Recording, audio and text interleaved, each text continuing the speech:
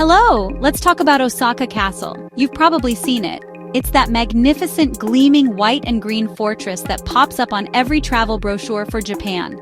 It stands proud against the modern Osaka skyline, a perfect picture of samurai strength and historical grandeur. Millions of people flock here every single year. They climb its steep steps, they pose for photographs with the golden fish on the roof, and they gaze out from the top-floor observatory. But what if I told you that the castle you see is only half the story? What if the real, juicy, and sometimes shocking tales are hidden just out of sight, tucked away in the shadows of its massive stone walls?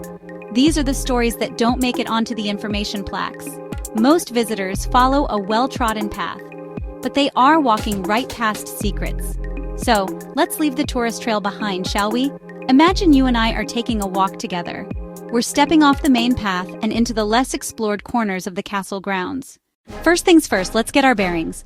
The castle we're exploring was the brainchild of one of Japan's most famous historical figures, Toyotomi Hideyoshi. Picture him. He wasn't born into power. In fact, he started life as a lowly peasant, a sandal-bearer to a powerful lord. He was ambitious. He was clever. He was utterly ruthless. Through sheer force of will, he climbed the ranks to become the most powerful man in Japan, unifying the country after a century of civil war. And what does a man with ultimate power do? He builds a castle to prove it. Not just any castle, but the greatest castle Japan had ever seen. Construction began in 1583. Hideyoshi wanted his castle to be a symbol of his new, unified Japan. It had to be bigger, better, more magnificent than anything that had come before. He commanded lords from all over the country to contribute. Some of these stones are truly colossal.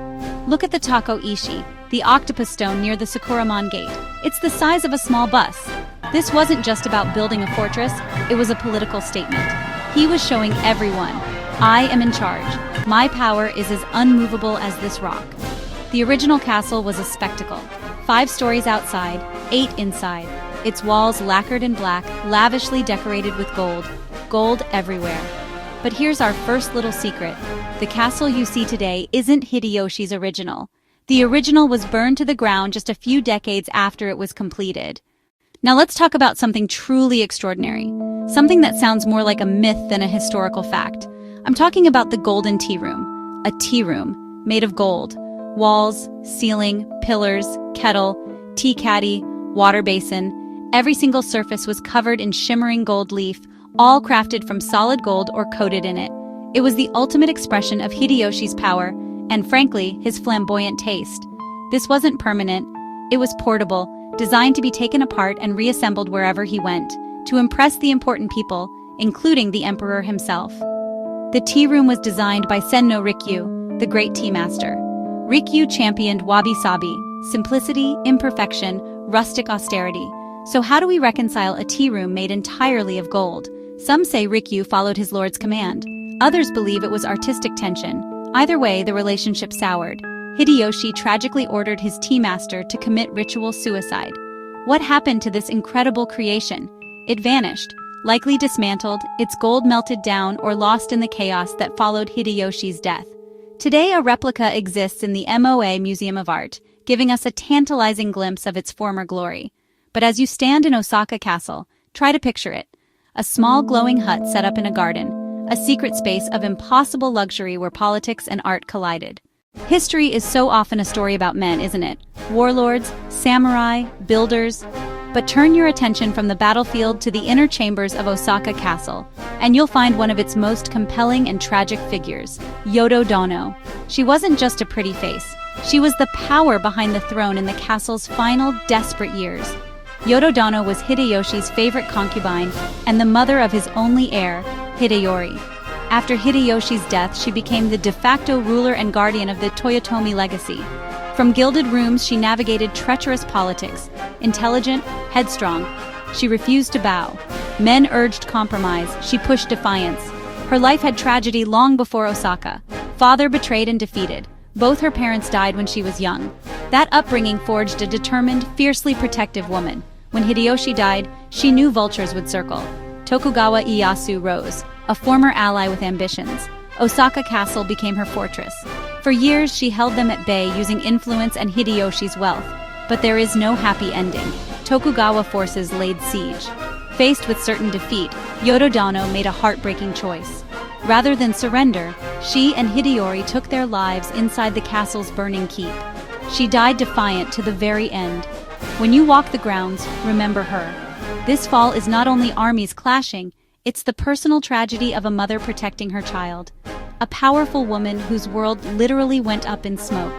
Her story is one of privilege, cunning, and devastating loss. A human story behind the headlines of history. Every great castle has its legends of secret passages, and Osaka Castle is no exception. But here, the whispers might just be true. One persistent story involves a secret tunnel that ran from the castle all the way to a nearby temple, a distance of several kilometers. A hidden underground escape route, dug in secret, ready for a moment of crisis.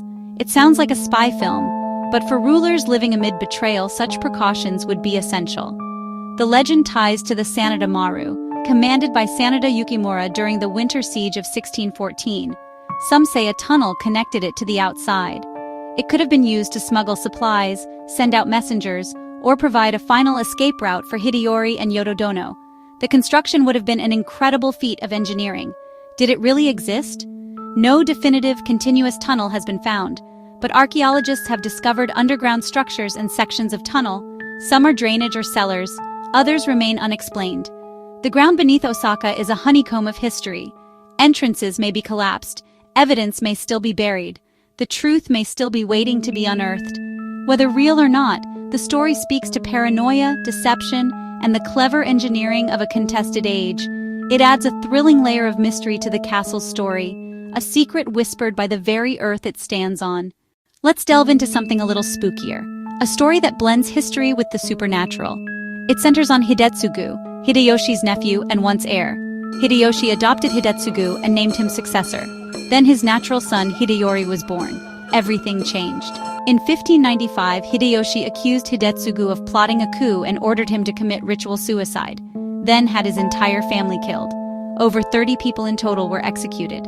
Legend says they cursed Hideyoshi's bloodline as they were led to death. Hideyoshi died a few years later. His son grew up trapped in Osaka Castle. Within 2 decades, the Toyotomi clan was wiped out. You can explain it with politics, Tokugawa Ieyasu's ambition. But the curse story persisted, a stain left by Hideyoshi's purge felt by many as cosmic justice. The curse gives Osaka Castle a dark Gothic layer, not cracked by cannons, but by its founder's fatal flaw.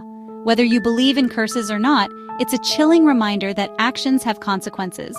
The story becomes part history, part myth, and part moral tale. A castle isn't just a home for the powerful. It's a workplace for thousands of ordinary people. Cooks, cleaners, stable hands, guards, gardeners, maids-in-waiting, scribes, artisans. Imagine the kitchens. Not one tidy room, but a vast complex, working from before dawn until long after dusk, producing thousands of meals. The air thick with smoke, the clang of pots, the sharp smell of pickles. A high-pressure environment where a single mistake could have serious consequences. Beyond Yododono, hundreds of female attendants lived and worked within the inner quarters, the eyes and ears of the palace, privy to secrets and gossip. They helped dress mistresses, practiced calligraphy and ikebana, cleaned endless corridors. A life of confinement, but with status and security unavailable outside the castle walls. They had small joys, friendships and rivalries, worries about family far away. They are largely absent from official records, their names lost to time, but every stone was laid, every garden tended, every meal cooked by someone. Their silent, collective effort is the true foundation of the castle's grandeur. The dramatic final act for Hideyoshi's Osaka Castle came in the form of 2 brutal sieges. Yododono's defiance, Sanada Yukimura's genius, and the patient, cunning Tokugawa Ieyasu orchestrating the attack. In 1614, Tokugawa's massive army surrounded the castle. They couldn't break through. Sanada Maru's defenses were effective, so Tokugawa switched tactics, cannons to terrorize inhabitants. One cannonball struck the main tower, killing some of Yododono's ladies-in-waiting. Terrified, she pushed for a peace treaty. Tokugawa agreed but demanded the outer and middle moats be filled. The Toyotomi side naively agreed. A fatal mistake. The castle was stripped of its defenses and became a sitting duck. A few months later, in the summer of 1615, Tokugawa returned, broke the truce, and besieged the exposed fortress. Without moats, the castle was quickly overrun. Fighting raged through the town and into the castle. The final terrible scene took place in the main tower. The magnificent structure became a raging inferno. Trapped inside, Yododano and Hideyori chose death rather than capture. The Toyotomi clan perished in the flames. The original castle burned to its foundations. It was a brutal end, and the beginning of 250 years of Tokugawa peace, bought with fire and blood. So here we are at the end of our little walk. The crowds are still taking their pictures, the main tower still gleams. But something has changed for us. The castle is no longer just a pretty building. It's a place layered with stories. It's the stage for Hideyoshi's ambition, Yododono's defiance, the quiet labor of thousands, whispers of secret tunnels and legends of curses. Next time you visit a historic site, whether Osaka Castle or a ruin at home, be curious. Look beyond the main attraction, ask questions, scratch beneath the surface. Who else lived here? What were their lives like? Untold tales and forgotten faces are worth searching for. Osaka Castle is a lesson in impermanence. What Hideyoshi built was destroyed within a generation.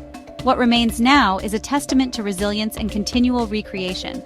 Our search for hidden stories keeps history alive. That, I can assure you, is a treasure far more valuable than a room made of gold.